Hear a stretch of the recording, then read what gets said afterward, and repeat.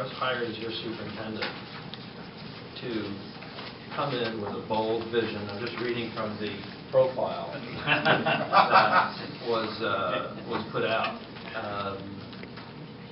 Candidates must be committed to collaboratively establishing and communicating this vision, engaging the entire community to drive a culture of continuous improvement and executing strategies that support the goals and objectives established by this governance team. You use the word accountability, communication, high expectations, and really wanting to drive a high-performing system here. This is a tall order. It's one that I'm up for, but obviously. But I will also say that one of the expectations that I had was that I'd be able to form a small team of my cabinet, if you will, that I would be working closely with to lead and drive these initiatives. What I've recommended to you for your approval are not significant structural changes. Basically, because of our budget limitations, I've basically taken 4 existing positions and I've enhanced those roles. I'm saying, you know what? We're going to have to wear 2 hats. We're going to be multitasking. We're going to have a great deal of work to do. The IT position isn't just going to be someone paying attention to IT infrastructure and the need for hardware, but I'm going to look for somebody who's going to bring more to the table, someone who's able to work with me on expanding innovation to other schools. Let's look at how we revamp or how we rethink potentially how we use our libraries in a number of our schools. How do we expand blended learning? How do we expand other uses of technology given the major changes that are unfolding? So yes, it's going to have a major technology emphasis, but I also am looking for somebody to work with me on the strategic planning process. I can't remember who raised it earlier. I think there's a gentleman who spoke at the beginning of the meeting. I would love for us to have real-time dashboards to track school performance on a regular basis, and ultimately student dashboards that integrates a variety of different data. It's user-friendly, quick access to staff. I'm not quite up to speed on all that we currently have, but I do have a vision of what I'd like to see operating for us. So it's a role that wears more than one hat. It's not just an IT, not just a technology hat. Secondly, with HR, there are many administrative functions from recruitment and hiring of staff, but moving forward on major initiatives as we look at a leadership initiative that I'm interested in pursuing for all Norwalk staff that are interested in becoming school leaders or that we want to recruit to become school leaders. Standards of practice as we go forward in some of those areas, and other aspects of human resource management, but also looking at leadership for us down the road. Third is Tony's role as Assistant Superintendent for Curriculum and Instruction.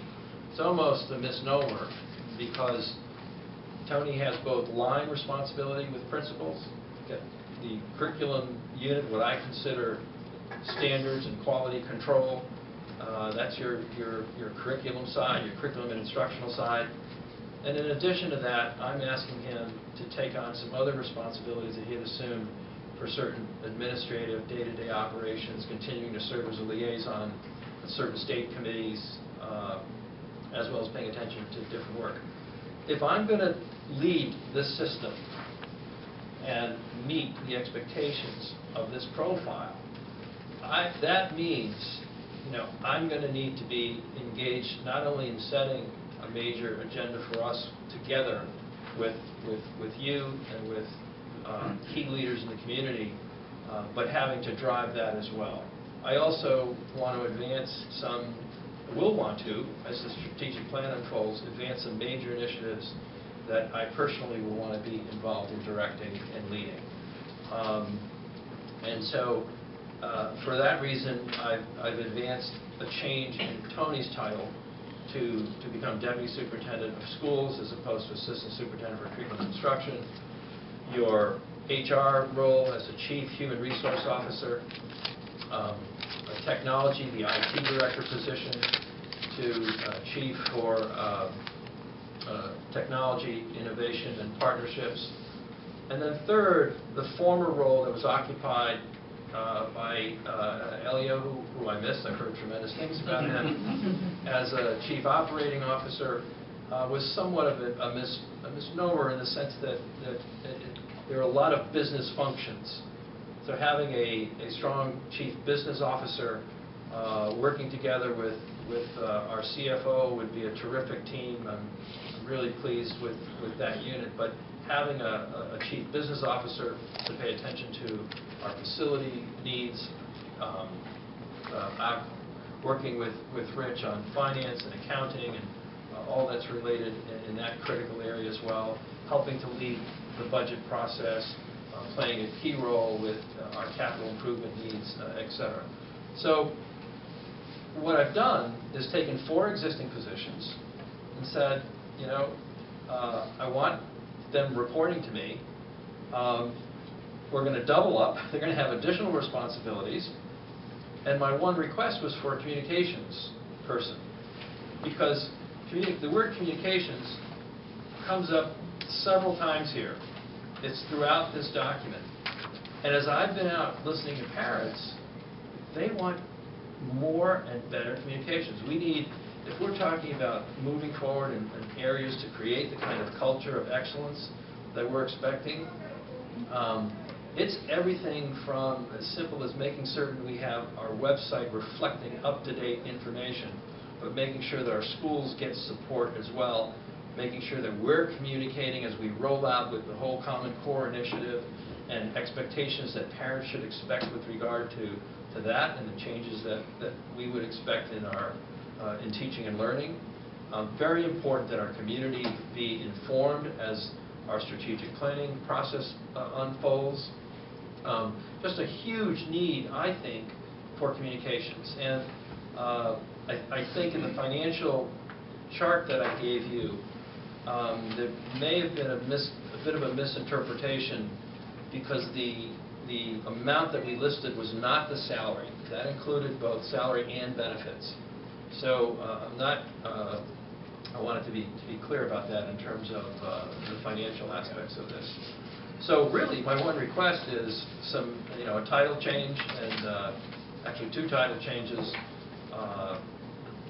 three title changes, and a communications officer, or communications assistant to help us with communications. All right. So we're properly doing this under Robert's rules. For discussion purposes, the chair would entertain a motion to approve the organizational structure proposed by Superintendent Rivera. Is there a motion? Mr. Barbas moves. Is there a second? Ms. Haney seconds. Is there discussion? Ms. Keyes. Yes, I'll start. Well, first of all, I want to welcome Dr. Rivera. I wasn't here during our last meeting, and you certainly are getting your feet wet, so that's good to hear.